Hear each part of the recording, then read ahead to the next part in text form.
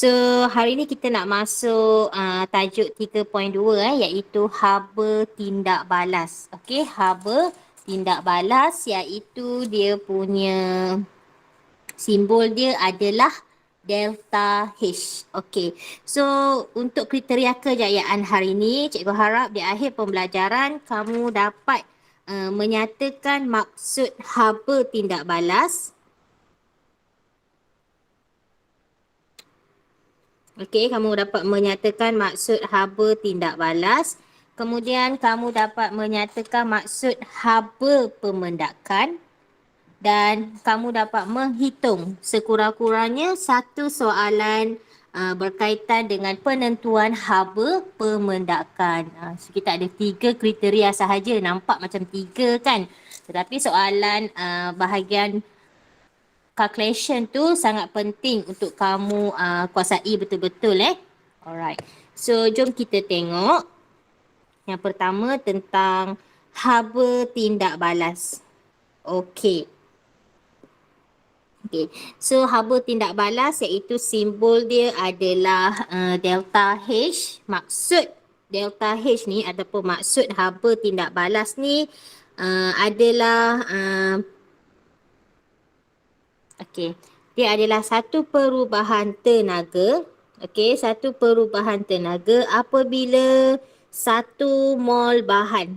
Okey, apabila satu mol bahan tindak balas dia bertindak balas ataupun satu mol hasil tindak balas terbentuk. Itu adalah maksud umumlah untuk haba tindak balas.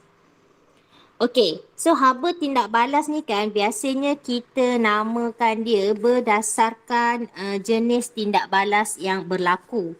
Okey, so sebenarnya ada banyak jenis tindak balas dalam kimia, tetapi untuk silibus SPM kita fokuskan pada 4 jenis tindak balas sahaja.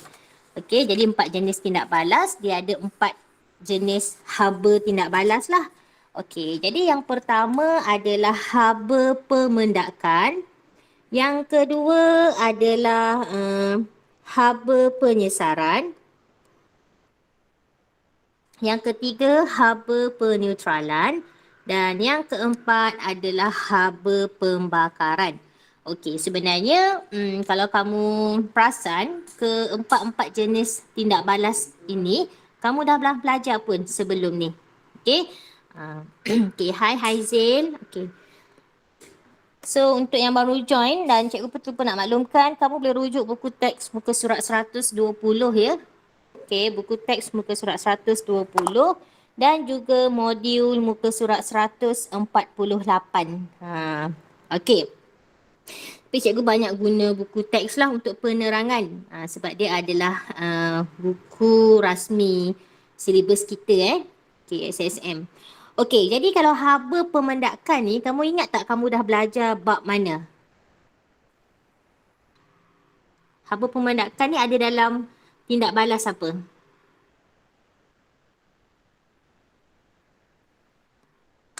Okey, siapa yang tahu angkat tangan? Maaf cikgu lupa. Maaf cikgu lupa. Okey, tak apa. Yang lupa tu nanti cikgu ingatkan semula. Okey, kamu ingat tak tajuk garam tidak terlarut? Tak berapa ingat. Tak Okey, tak berapa ingat. Jujur jawapan dia. Okey, tak berapa ingat. Garam jadi 2 kan? Garam tak terlarut dengan garam terlarut. Okey, jadi kalau garam yang terlarut tu dia akan membentuk dalam bentuk larutan aqueous lah. Tapi kalau garam tak larut dia akan membentuk mendakan. Betul tak? Okey. So sebenarnya haba pemendakan ni ataupun jenis tindak balas pemendakan ni yang menghasilkan mendakan. Mendakan tu adalah pepejal yang tidak larut lah. So haba pemendakan ni sebenarnya kamu dah belajar masa tajuk garam. Okey, dalam tajuk garam masa tingkatan 4 dahulu. Okey, manakala haba penyesaran. Okey, haba penyesaran ni pun kamu dah belajar dalam tindak balas penyesaran logam. Okey, penyesaran logam dalam tajuk redox. Iaitu tingkatan 5. haba peneutralan dalam tindak balas peneutralan asid dan base. Okey, dalam kamu dah belajar dalam tajuk asid base tingkatan 4 dan haba pembakaran. Baru je kita belajar kan tentang tindak balas pembakaran iaitu sebatian karbon. Tingkatan 5. So sebenarnya kamu dah belajar, cuma kamu dah tahulah. Maksud cikgu kamu dah tahu tindak balas, cuma kamu tak tahu tentang haba dia tu lagi. Macam mana kita nak tentukan. Okey. So kita nak melihat formula perubahan haba. Okey, formula dalam kita nak buat pengiraan perubahan haba. Okey, jadi haba tindak balas ni kan kita boleh tentukan melalui eksperimen. Okey, kita boleh ditentukan melalui eksperimen dengan menentukan perubahan suhu. Okey, kita tentukan perubahan suhu semasa sesuatu tindak balas itu berlaku. So secara umumnya dia ada 4 langkah dalam kita nak mengira haba tindak balas. Okey, iaitu yang pertama kita tentukan dulu bilangan mol bahan tindak balas dan hasil yang terbentuk. Iaitu kita panggil dia sebagai N mol. Jangan risau, kamu dengar dulu. Nanti bila kita buat latihan, kamu akan fahamlah 4 langkah ini. Okay, so first kita buat persamaan kimia yang lengkap. Kita keluarkan maklumat daripada soalan and then kita akan cari dahulu bilangan mol. Bahan atau hasil yang terbentuk. So kalaulah tindak balas pembakaran, okey, kalau tindak balas pembakaran kita akan cari bahan tindak balas. Ini untuk pembakaran. Kalau haba pembakaran lah. Tapi selain daripada tindak balas pembakaran, pemendakan, penyesaran, penetralan, kita akan cari bilangan mol hasil. Okey. Alright. Langkah yang kedua kita akan hitung perubahan haba. Okey, kita akan hitung perubahan haba dalam tindak balas, iaitu perubahan haba tu kita panggil dia Q. Okey, Q sama dengan MC theta. Pernah dengar tak formula ni? Pernah dengar tak? Dekat So untuk tajuk ini kita ada link. Okey, kita ada elemen merentas kurikulum untuk topik haba yang kamu dah belajar dalam fizik semasa kamu tingkatan 4 dulu, iaitu tajuk muatan haba tentu, betul tak? Berapa nilai muatan haba tentu?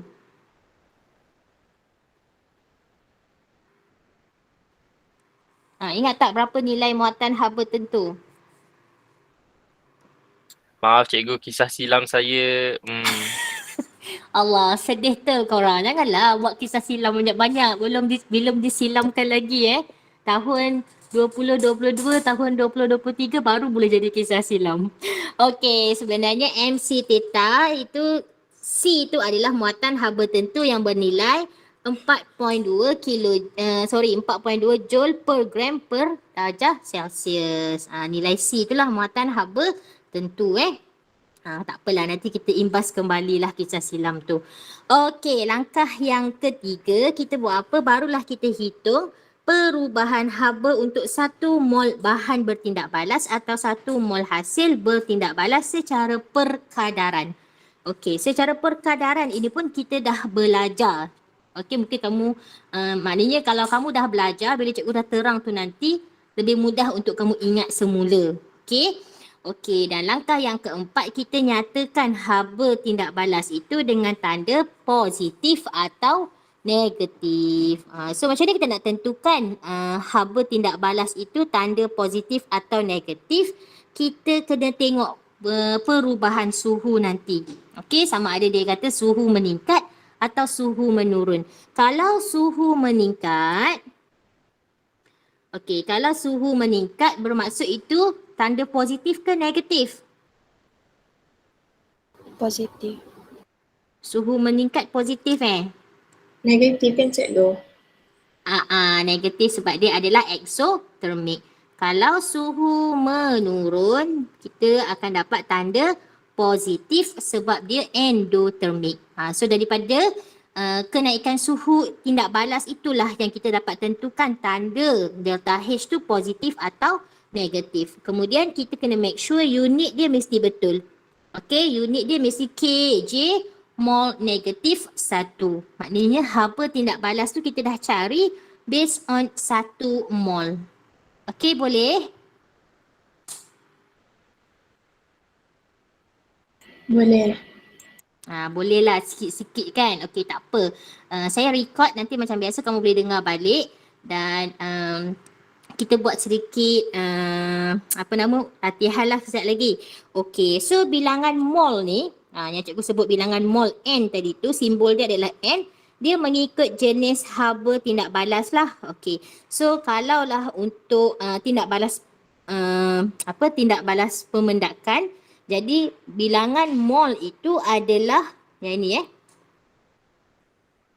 bilangan mol itu adalah mol mendakan yang terbentuk. Kalaulah tindak balas penyesaran ataupun haba penyesaran, bilangan mol itu adalah mol logam yang disesarkan. So nanti kamu akan tengok betul-betul setiap jenis tindak balas, bilangan mol mana yang kamu nak cari. Okey, kalau haba pemendakan kita fokus untuk cari bilangan mol pemendakan. Bilangan mol mendakan bahan garam yang tak terlarut tu. Okey, kalau kita belajar untuk haba penyesaran nanti, fokus kamu adalah mencari bilangan mol logam yang disesarkan. Alright. Kalaulah kita belajar tentang haba penetralan, kamu kena cari mol air yang terbentuk. Dan semasa kita belajar haba pembakaran, kamu kena cari mol bahan api yang terbakar. Okey, tak apa. Nanti bila kita belajar setiap tajuk ni, kamu akan dapat relate balik dengan apa yang saya terangkan hari ini. Ni baru saya terangkan tentang haba tindak balas. Okey. So, rumus yang kita akan guna untuk haba tindak balas ini adalah Q sama dengan MC theta. Okey. Q adalah perubahan haba. Sekejap ya. Okey, Q itu adalah perubahan haba. Okey. Dalam modul, dia menggunakan simbol H tau. Okey, perubahan haba ni dalam modul kimia, dia menggunakan simbol H. Jadi, cikgu follow buku teks sebab dalam buku teks dia menggunakan Q. Okey, dan fizik pun kamu guna Q, betul tak? Perubahan haba. Betul. So kita guna simbol yang sama Q. Nanti kalau dalam latihan buku teks, kamu tukarkan H itu kepada Q. Okey. So Q itu adalah perubahan haba. M itu adalah jisim bahan. Okey. M itu adalah jisim bahan ataupun jisim larutan. Alright. Cikgu garis sini, cikgu badam, jisim larutan. Okey. Nanti kita akan buat beberapa andaian. C adalah muatan haba tentu. Okey, sekejap. M tu jisim larutan, yang mana jisim larutan ni kita andaikan dia sama dengan isi padu larutan. Kamu catat dulu. Okey, kamu boleh buat catatan dulu. Nanti bila cikgu terang tu lah kamu lebih faham lah. Okey, di mana C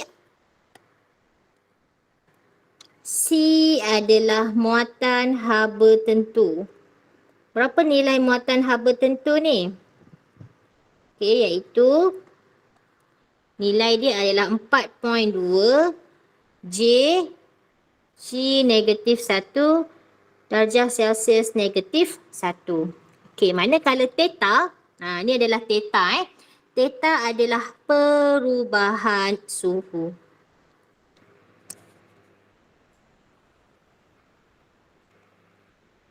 Okey, theta adalah perubahan suhu. Jadi, kebanyakan tindak balas kimia yang dijalankan untuk menentukan haba tindak balas dia melibatkan larutan aqueous. Sebab itulah cikgu katakan M tu adalah jisim larutan, yang mana jisim larutan itu sama nilai dengan isi padu larutan. Sebab apa? Sebab ada beberapa anggapan yang kita buat semasa penghitungan.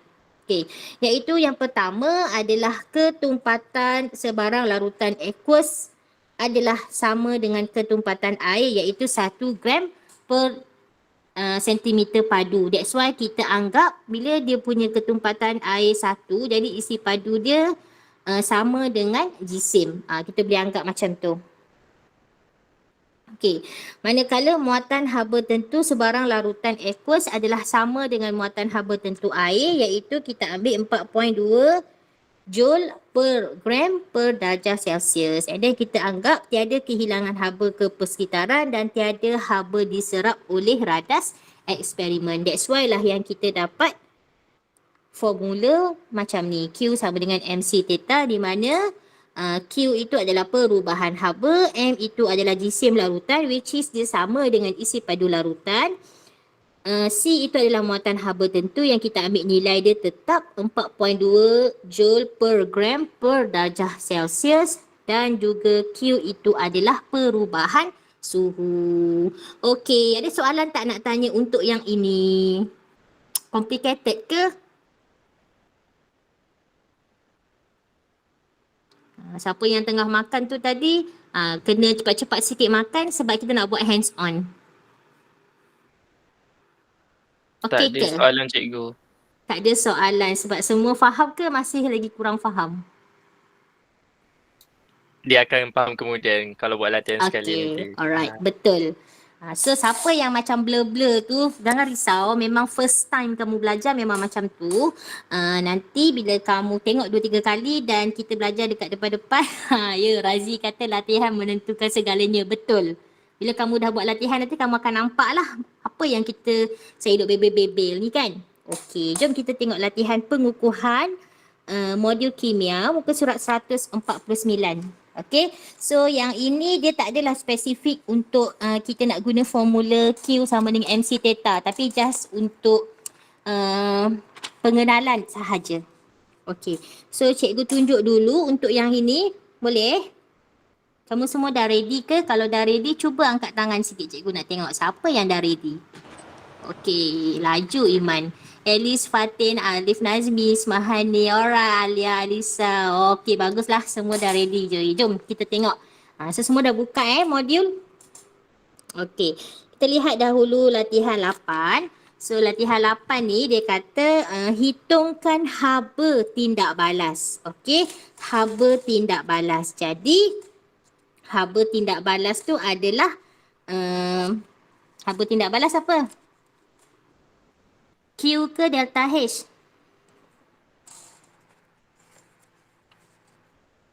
Q ke delta H?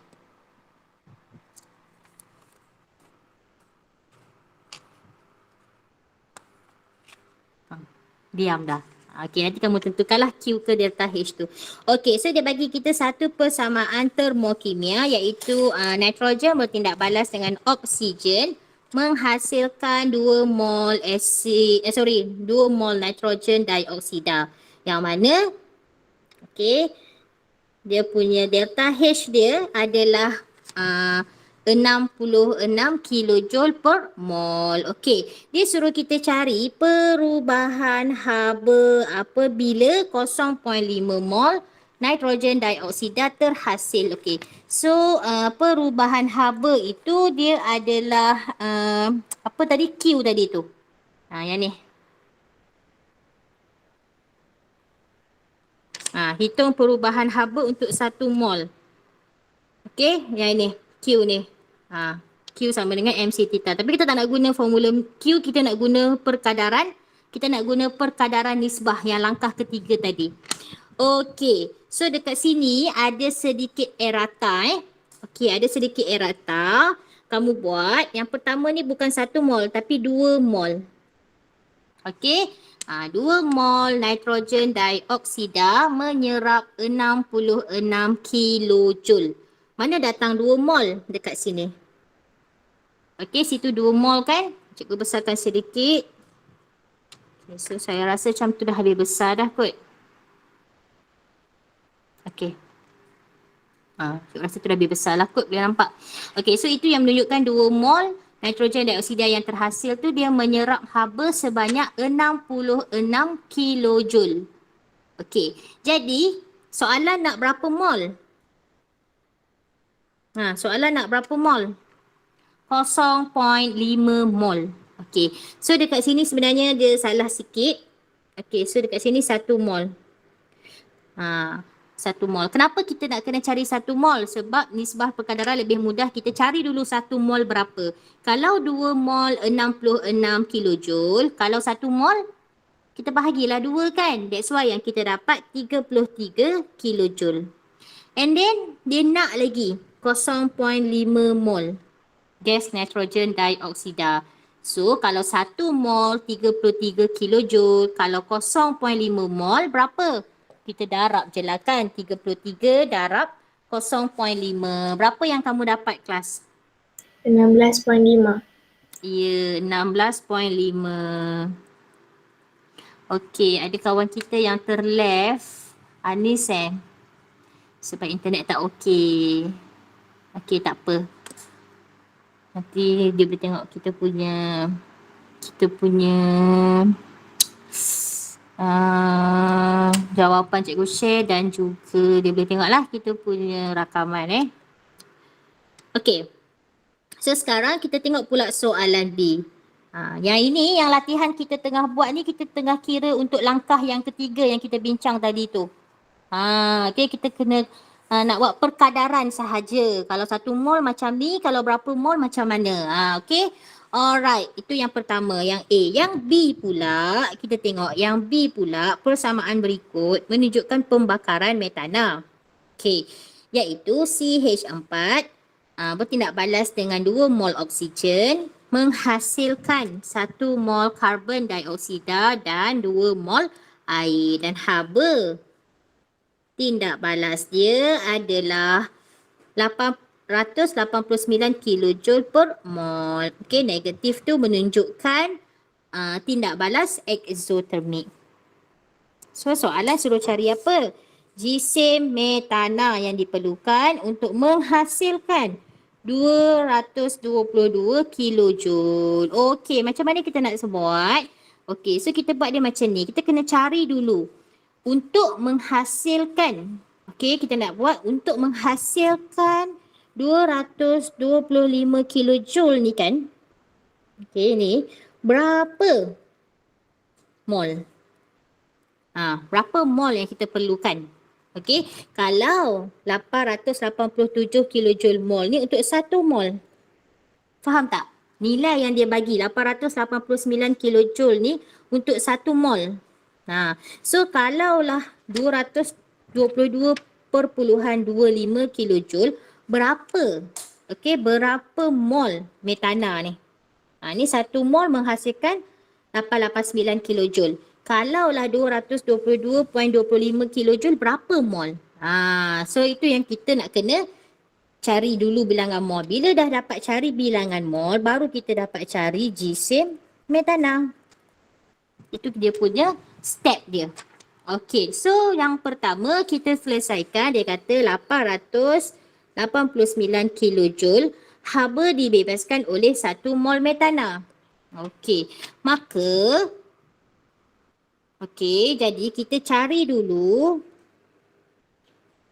Okey, so kita buat kat sini 222.5 kilojoule haba dihasilkan oleh N mol. So kita nak cari N mol tu berapa? Okay, so macam mana kita nak cari N mol?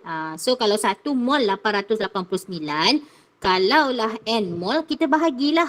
Okay, 200 ni sebenarnya perkadaran sahaja. 222.25 bahagilah dengan 1889. Okey, kita bahagi dengan 889. So kamu akan dapatlah 0.25 mol. So N itu sama dengan 0.25 mol. Okey. Kemudian macam mana nak cari jisim metana? Nampak tak dia dah bagi dekat kita ni. Jisim atom relatif. Okey, so kita ingat balik formula nak cari jisim. So kita tahu jisim sama dengan bilangan mol darab J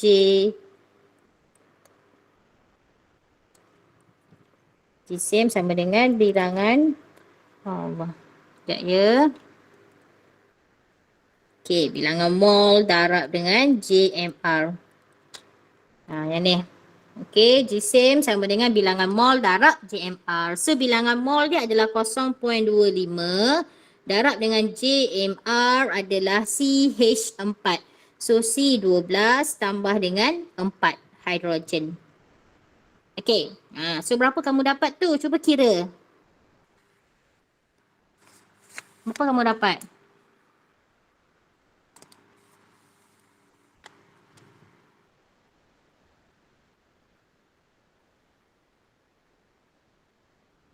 Empat.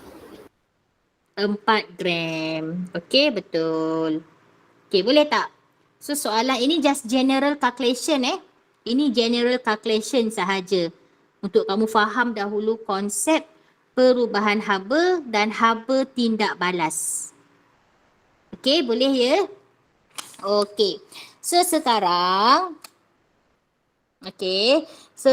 kita lihat C pula. Okey. Yang C ni cikgu guna pen biru supaya tak nak kamu confuse. Okey.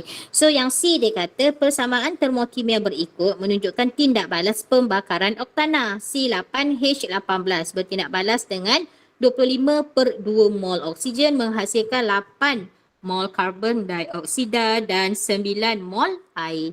Haba tindak balas dia ataupun ni kita panggil haba pembakaran lah sebab tindak balas pembakaran kan. Tapi saya sebut haba tindak balas dahulu sekarang sebab kamu belum belajar lagi haba pembakaran. So haba tindak balas untuk pembakaran oktana ini adalah sebanyak 5,512 kJ per mol. Per mol tu maksudnya untuk 1 mol.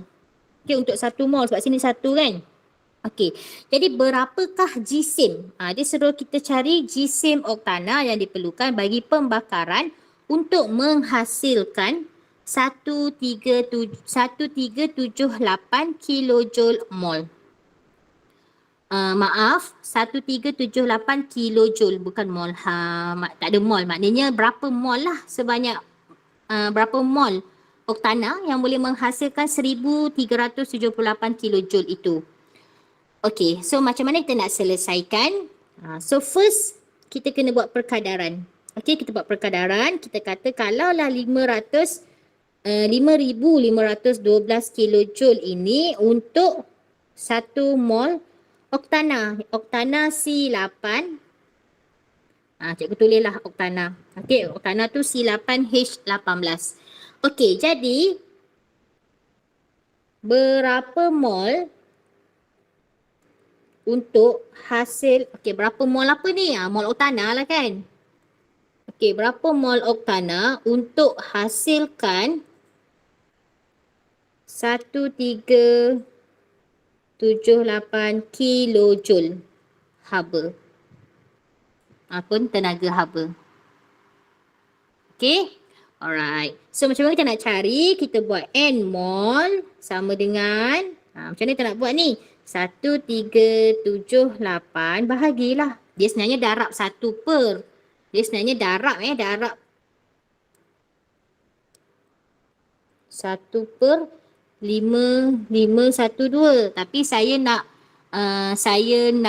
senang. Cikgu buat je lah bahagi. Okey, bahagi 5,512 kilojoule. So berapa mol awak dapat ni? Berapa mol awak dapat?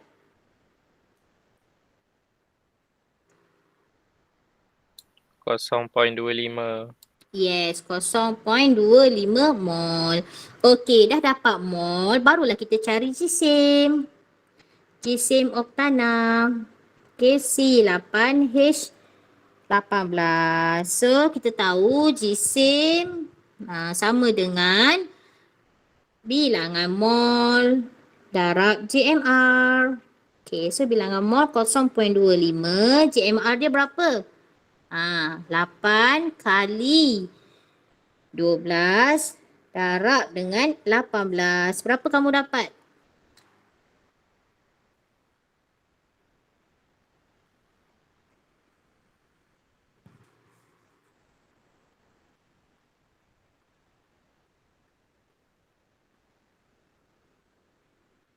114 ya cikgu.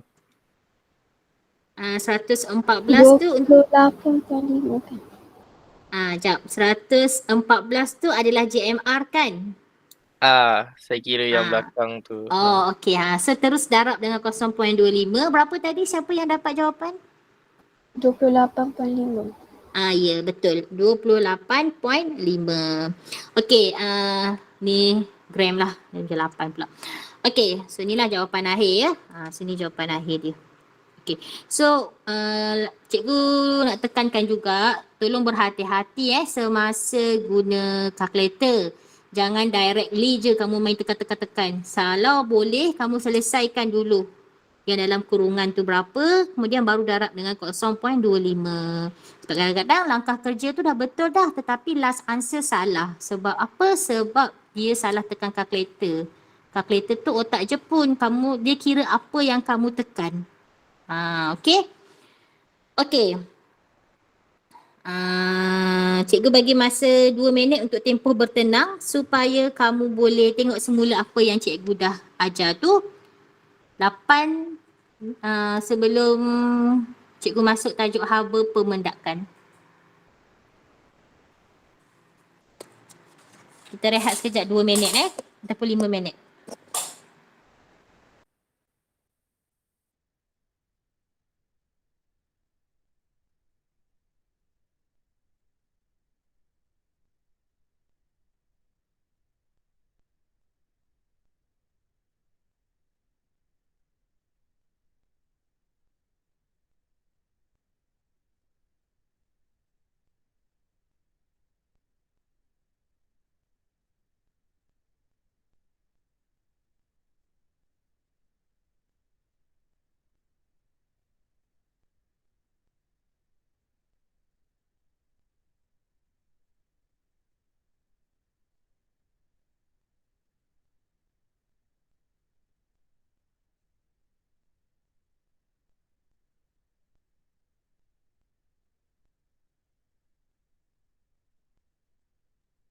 Hai Anas, baru join ke Anas?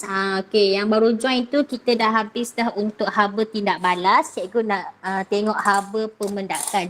Tapi sebelum tu saya nak screenshot sikit jawapan ataupun paparan yang bahagian first ni untuk kawan-kawan kita yang tak dapat nak join Google Meet kita pagi ni sebab masalah internet. Okey, tunggu sekejap. Saya share dahulu.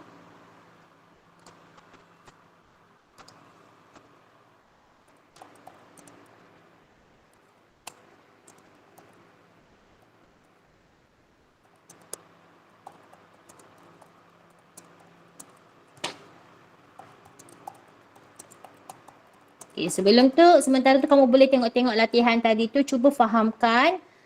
Kalau ada yang masih belum jelas, boleh inform cikgu.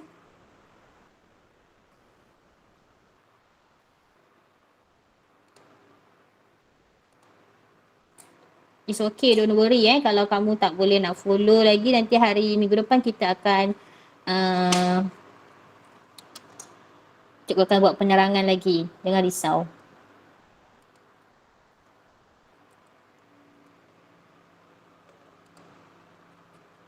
Okey, saya nak share sekejap yang mana yang nota-nota tadi tu sebab ada kawan-kawan kita yang tak dapat masuk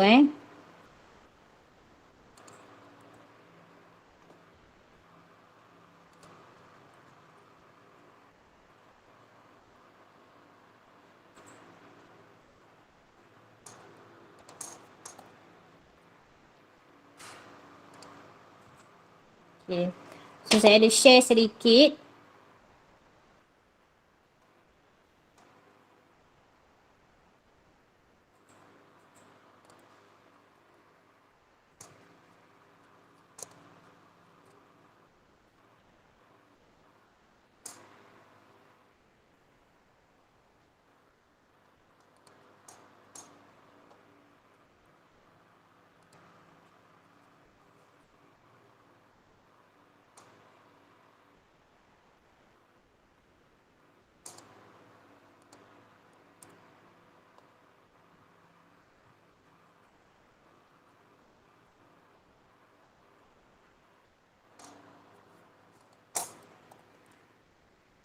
Okey.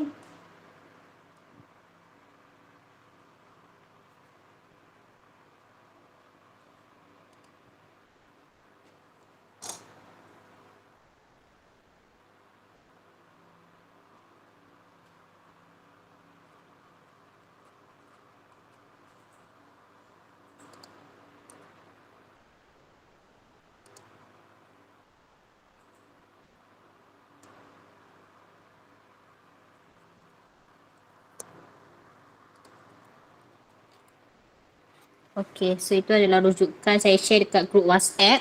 Okey, saya share dekat grup WhatsApp untuk sesiapa yang talian tak berapa nak okey lah untuk dilihat. Okey, so boleh kita proceed dengan haba pemendakan sekarang.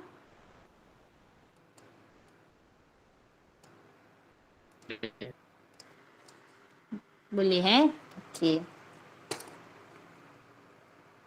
So ini adalah haba pemendakan.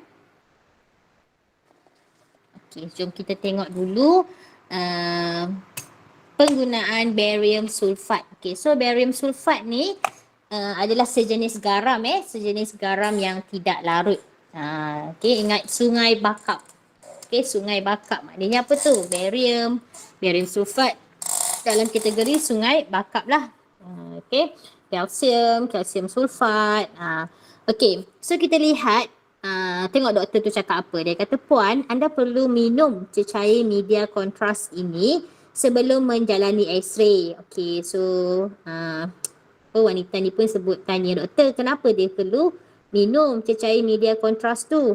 Okay, jadi dia kata cecair media kontras ni dia mengandungi barium sulfat. Jadi oleh itu salur penghadaman iaitu usus kita dan juga perut, iaitu salur penghadaman iaitu perut, usus ni dia mudahlah dilihat semasa x-ray. Okey. So based on dialog dekat Rajah 3.6 tu, kita semua tahu barium sulfat ni dia adalah salah satu contoh garam yang tak terlarutkan. Okey, yang kita guna dalam bidang perubatan. So ini yang kita dah belajar semasa tajuk kimia tahun lepas dalam tajuk penyediaan garam tak terlarut. Okey. Jadi mendakan garam yang tak terlarut macam barium sulfat ni dia akan melalui satu tindak balas apa yang kita panggil? Apa tindak balas yang kita guna untuk menghasilkan garam tak terlarut? Yang dia ada dua kat belakang tu cikgu. Yang ada dua dekat belakang. Dua dekat belakang. Apa benda dua kat belakang tu? Alia? Tindak balas pemendakan ke tu? Okey, bukan tindak balas pemendakan. Dia ada nama khas Saya untuk kita hasil. Penguraian ganda dua lah. Ya. Okey, dalam kita nak menghasilkan mendakan tu adalah contoh garam lah, garam yang tak larut. Yang mana kita kena hasilkan dia melalui satu tindak balas yang kita panggil tindak balas penguraian ganda 2. Okey, sekejap cikgu tulis barium sulfat ini adalah garam tak terlarut. Okey, yang mana kita hasilkan dia melalui tindak balas penguraian ganda 2. Okey, penguraian ganda 2 yang mana dia melibatkan perubahan haba. Okey, dia melibatkan perubahan haba yang mana perubahan haba ni kita kenali dia sebagai haba pemendakan. Dia bukan tindak balas pemendakan dia haba pemendakan dan nama tindak balas itu salah satunya adalah tindak balas penguraian ganda 2. So hari ni yang kita nak belajar ni, kita nak belajar tentang haba pemendakan ni lah. Haba yang dibebaskan. Okey, haba yang dibebaskan apabila satu mendakan garam tak terlarut ni terhasil. Okey, so apa maksud haba pemendakan? Okey, haba pemendakan adalah perubahan haba apabila satu mol mendakan terbentuk daripada ion-ionnya di dalam larutan aqueous. Okey. So apa contoh ion-ion? Jadi dalam barium sulfat, jadi dalam barium sulfat apa ion-ion yang hadir? ataupun ion-ion yang terlibat dalam pembentukan mendakan barium sulfat? Siapa tahu? Barium dengan sulfat. Yes, ion barium dan ion sulfat. Jadi ion sulfat dan ion barium ni daripada mana? Daripada larutan aqueous. Nanti kita akan lihat dengan lebih detail Okey, inilah contoh dia. Okey, so persamaan termokimia pembentukan mendakan barium sulfat adalah ion barium bertindak balas dengan ion sulfat, iaitu kedua-dua ni daripada larutan aqueous menghasilkan pepecah barium sulfat di mana haba pemendakan dia adalah negatif 42 kJ per mol. Negatif ini menunjukkan haba dibebaskan. Okey, haba dibebaskan. So negatif ini menunjukkan haba dibebaskan. Jadi dia adalah tindak balas eksotermik. Boleh tak faham?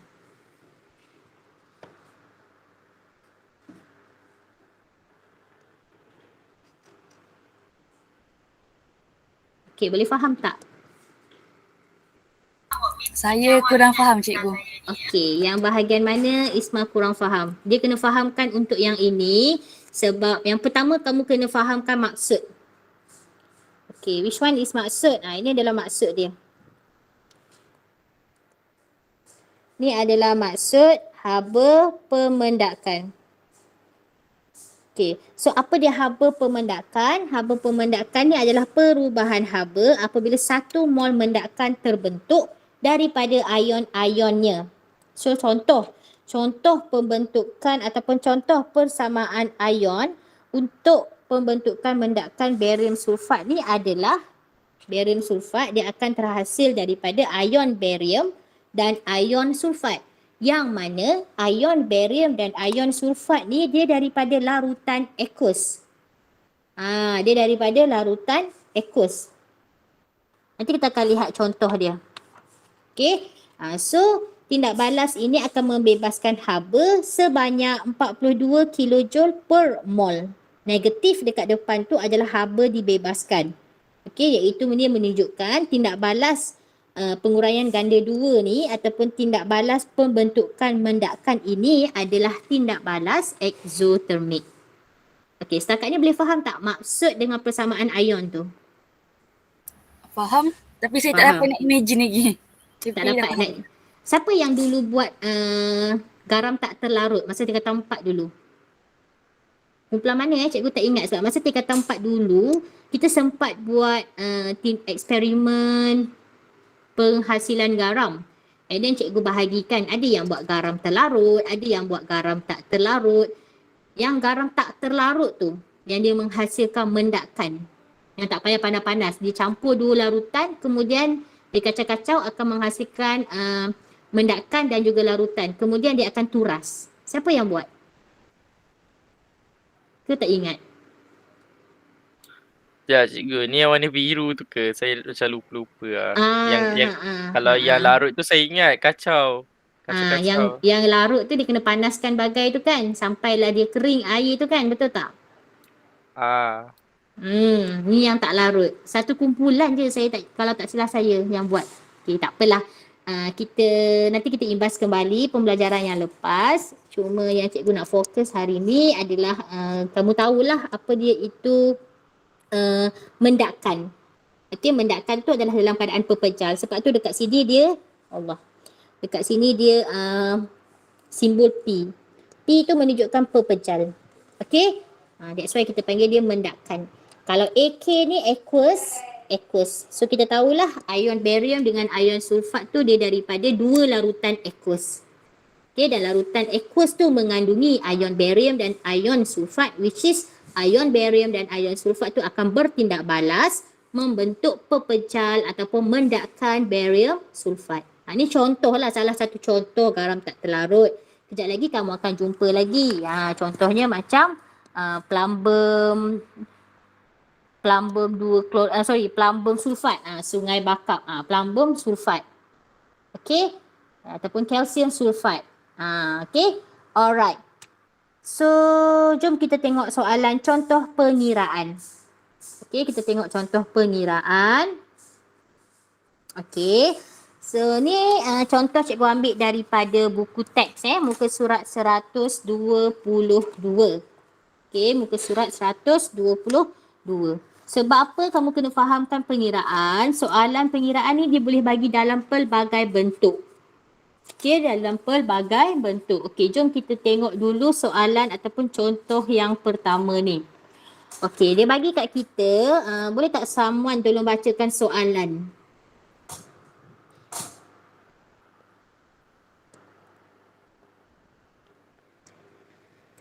Okey, cikgu minta Razi bacakan soalan, Razi.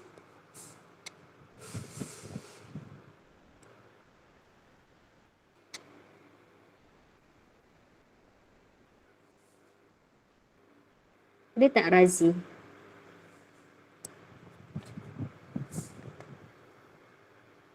Azfar?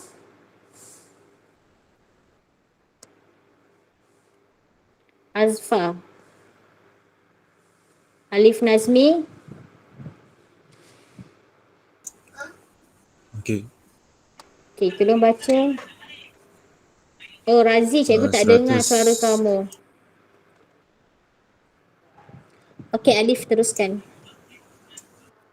100 cm padu larutan plumbum 2 nitrat PbNO3 1.0 mol DM-3 dicampurkan dengan 100 cm padu larutan natrium sulfat natrium 2SO4 1.0 mol DM-3 suhu campuran tindak balas meningkat daripada 30 Celsius kepada 33 Celsius.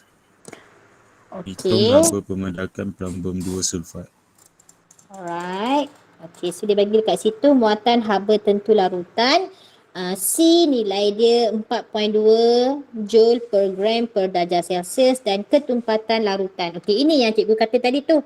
Kita andaikan ketumpatan larutan tu sama dengan ketumpatan air iaitu 1 gram per sentimeter padu. That's why kita boleh ambil jisim bersamaan dengan isi padu.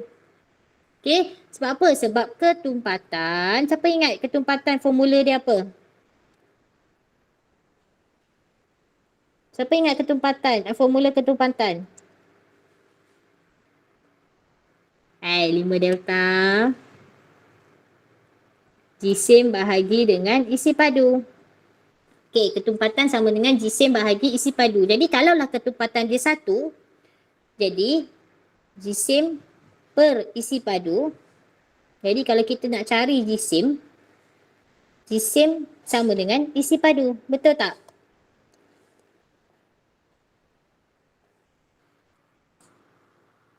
Boleh faham ke yang cikgu terangkan ni? Kita kena relate sikit. Boleh. Boleh. Okay. So that's why yang kita dapat jisim isi padu larutan tu, jisim larutan tadi tu sama dengan isi padu larutan sebab kita anggap ketumpatan larutan tu sama dengan ketumpatan air iaitu 1 gram per desimeter padu. Okey. Sebab biasanya nanti akan ada murid yang tanya, cikgu kenapa kita nak kena anggap jisim tu sama dengan isi padu larutan? Sebab jisim, cikgu faham, jisim dia takkan sama dengan isi padu. Dia 2 unit yang berbeza, so dia takkan sama. Tapi bila kita buat andaian ketumpatan larutan itu sama dengan ketumpatan air, that's why yang kita boleh dapat jisim larutan sama dengan isi padu air. Okey. So, penyelesaian. Penyelesaian. First kali, okey, soalan macam ni, kita kena buat persamaan kimia. Okey. Alright. So, first kita kena buat persamaan kimia.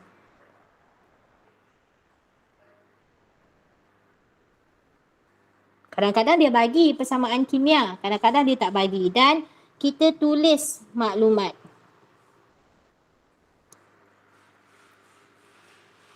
Okey, macam mana kita nak buat? Tulis dulu persamaan kimia dia apa. Okey, so persamaan kimia dia adalah plumbum 2 nitrat tambah tambah natrium sulfat Na 2SO4. Okey. Dia hasilkan apa?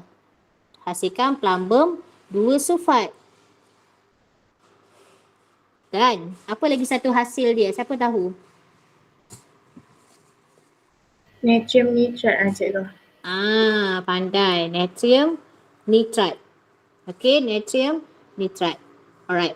Cuba tengok, cuba seimbangkan berapa dia punya cuba seimbangkan persamaan. Adakah tindak balas ini ataupun persamaan kimia ini dah seimbang? Belum kan cikgu? Belum. So kita kena letak 2 dekat depan ni, betul? Sebab dekat sini ada 2 natrium. Okey, sebab tu cikgu dah cakap dulu persamaan kimia sangat penting sebab kamu memang akan guna persamaan kimia itu. Okey. Alright. So, berapa haba tindak balas dia? Okey, so cikgu tulis dekat sini haba tindak balas bersamaan dengan berapa? Tahu tak? Ataupun haba pemendakan. Kita tak tahu. So, itu yang kita nak cari. So, betul lah dia suruh kita hitung haba pemendakan plumbum 2 sulfat. Okey, plumbum 2 sulfat itulah mendakan hasil. Cuba relate balik buku teks muka surat 120. So kita kena tahu kalau tindak balas pemendakan dia melibatkan hasil. Okey, so kita nak tengok sekarang maklumat yang dia bagi dalam soalan. Okey. So maklumat yang dia bagi dalam soalan, dia bagi kat kita apa? Nampak tak ni cikgu dah highlight dah ni. Cikgu highlight. Isi padu dengan kepekatan. So isi padu dia adalah 100 cm padu. Kepekatan adalah 1.0 mol desimeter padu. Okey? Dia macam tu. Alright. Kemudian kita tengok pula natrium 2 sulfat. Natrium 2 sulfat isi padu dia adalah 100 cm padu dan kepekatan dia adalah 1.0 mol desimeter padu. Okey. Itu maklumat yang kita ada. Lagi satu suhu. Okey. Dia kata suhu campuran tindak balas meningkat daripada 30 hingga 32. So, dekat sini suhu awal 30 darjah Celsius. Selepas tindak balas, cikgu tulis kat sini lah ya. Ni 30 darjah Celsius. Selepas tindak balas 33 darjah Celsius. Boleh cari tak perubahan suhu dia berapa? Theta. Berapa perubahan suhu dia?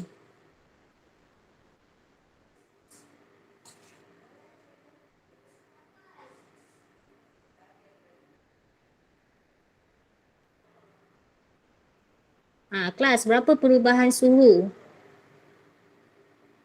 3 kan cikgu? 3 lah. 3 darjah Celsius. Okey, perubahan suhu itu adalah theta. Ni yang macam Q simpul-simpul tu theta kita panggil. Pernah dengar tak simbol theta? Pernah. Sebab kamu dah belajar dalam fizik. So, kamu lebih cepat faham lah. Right. So, yang kedua. Okey. Langkah yang kedua, kita kira apa? Hitung bilangan mol.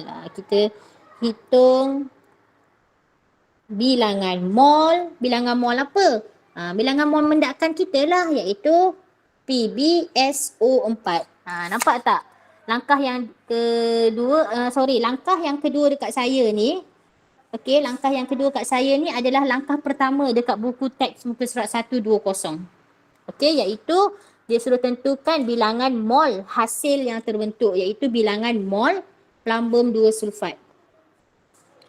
Okey, so cikgu naikkan atas ya. Kamu guna soalan dalam kamu punya buku teks. Okey. So kita cari dulu bilangan mol plumbum 2 nitrat ke natrium 2 sulfat ke. Tak kisahlah nak cari yang mana sebab nilai dia sama je.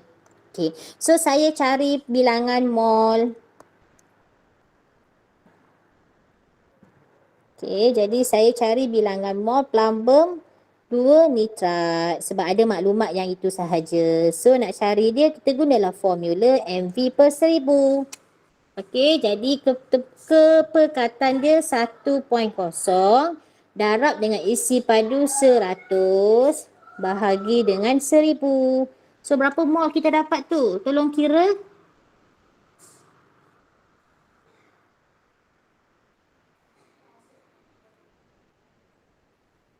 Berapa mol kita dapat? 0.1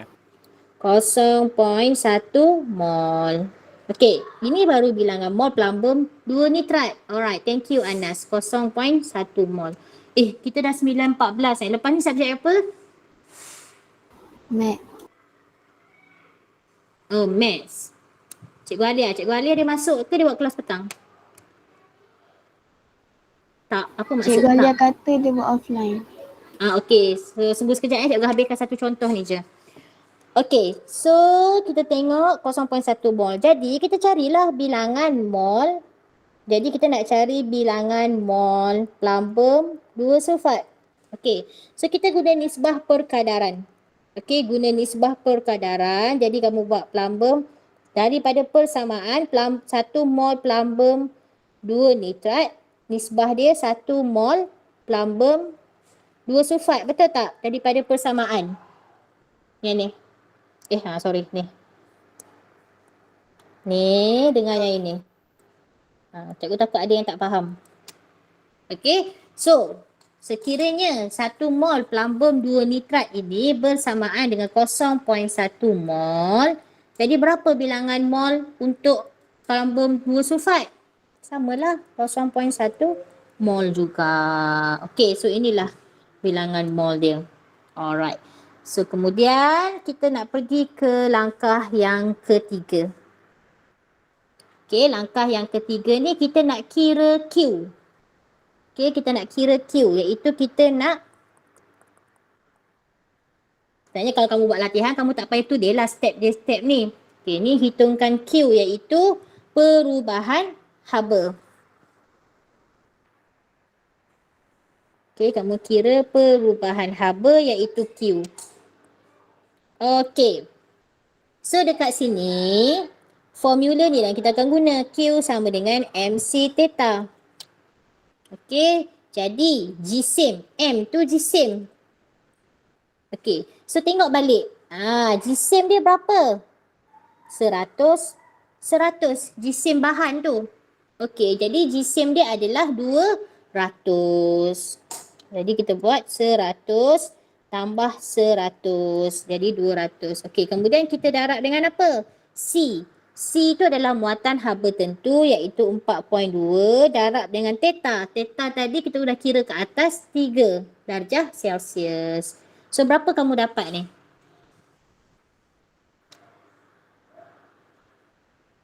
Berapa kamu dapat?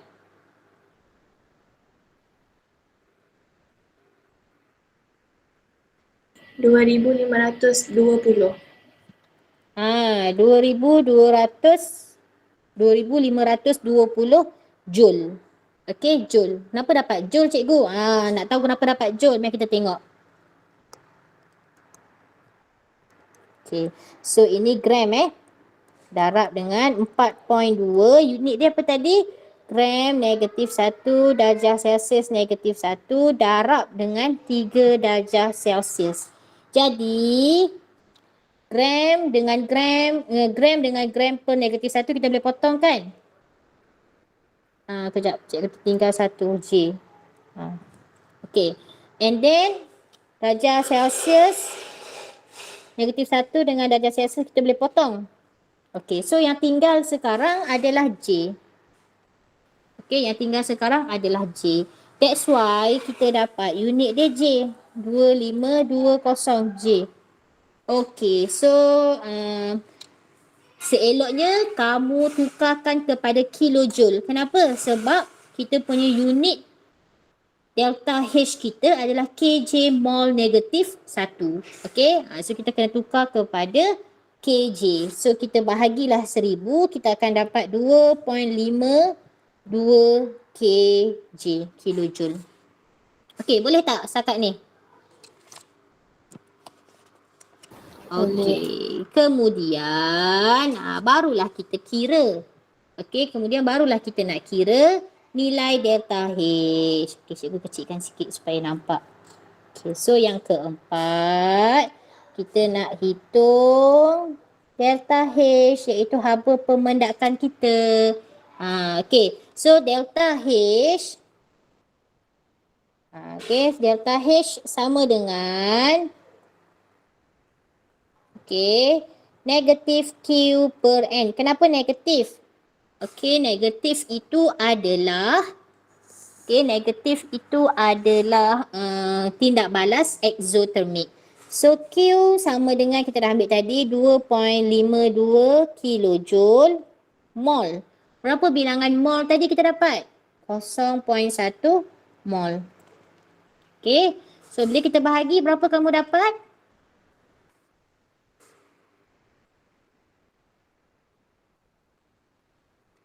Okay, dapat berapa? 25.2. Negatif 25.2 kilojoule mol negatif 1. So inilah kita punya delta H kita. So nilai inilah yang cikgu nak isi kat atas ni. Mana dia? Sini. Ini yang cikgu nak isi iaitu delta H sama dengan negatif 25. Kejap. 20, besar sikit lah, kecil sangat pula kotak ni. 25.2. Tu yang kita nak masuk kat situ. Boleh faham? So cikgu kecilkan sikit. Macam tu lah dia punya dalam pengiraan dia. Boleh ke? Cikgu. Yes. Yang kenapa dekat yang delta H tu dia punya tu negatif Q per N? Memang macam tu ke negatif tu tambah? Negatif tu saya letak sebab itu menunjukkan tindak balas exothermic. Okay. Ni menunjukkan tindak balas exothermic. Kalau kamu tak nak letak lagi pun tak apa masa kira. Tapi kamu letak je delta H sama dengan Q. Jadilah delta H sama dengan Q per N. And then bila last answer baru kamu tulis dekat atas tu negatif. Tapi biasa sebab dia delta kan. So memang kita letak siap-siap. Tambah tanda negatif dengan positif tu. Okay, so ada dua formula lah yang kamu baru tengok hari ni, iaitu yang pertama adalah Q sama dengan MC theta. Yang kedua delta H sama dengan plus minus Q over N. Boleh? Boleh. Okey, so cikgu rasa sampai itu sahaja dulu. Hari. Sekejap. Okey, sebenarnya cikgu nak tunjuk contoh 2 tapi dah tak sempat. Cikgu nak suruh kamu buat dulu latihan pengukuhan.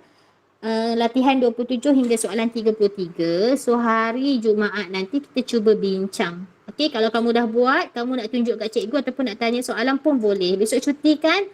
So besok bolehlah kamu nak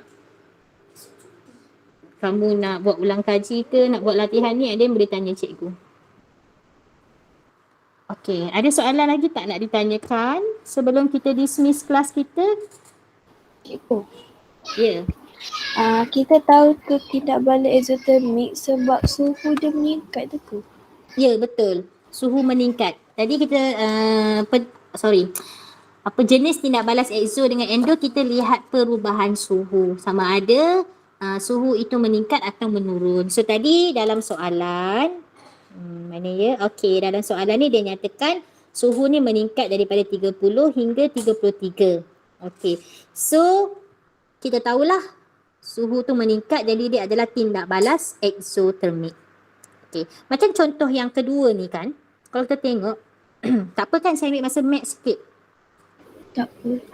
Okey, kalau macam contoh yang kedua ni, ni pun dari buku teks juga sebenarnya, muka surat 124. Okey. Kalau kita tengok, dia tak suruh cari haba pemendakan sebab dia dah bagi. Betul tak? Dia dah bagi dah haba pemendakan negatif 65.5 kilojoule. Dia suruh cari apa? Dia suruh cari kenaikan suhu. Maknanya kita kena cari nilai theta. Okey, kita kena cari nilai theta. So cikgu nak kamu cuba try and error dahulu. Okey, so nanti hari Jumaat nanti kita akan ulang sedikit tajuk ini. Okey, dan kamu tolong buat latihan pengukuhan ni, latihan 27 hingga soalan 33 ni dalam modul kimia kamu. Ingat H dekat dalam kimia tu kamu potong jadikan dia Q. Okey, dalam modul dia menggunakan perubahan haba tu H. Sebenarnya tak ada masalah pun, boleh. Cuma kita dah guna Q, so kita biarlah dia selaras lah, seragam Q sahaja.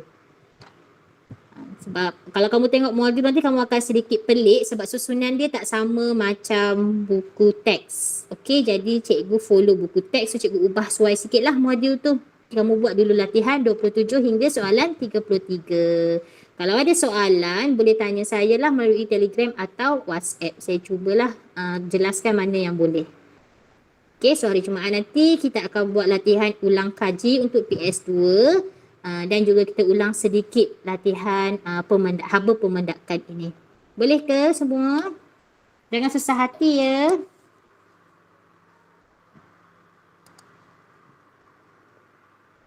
Okay, so if dah tak ada apa-apa yang nak ditanyakan, cikgu hold dahulu. Kita dismiss kelas kita. Kita jumpa pada hari Jumaat nanti. Bye semua. Assalamualaikum dan selamat sejahtera. Terima kasih cikgu. Terima kasih cikgu.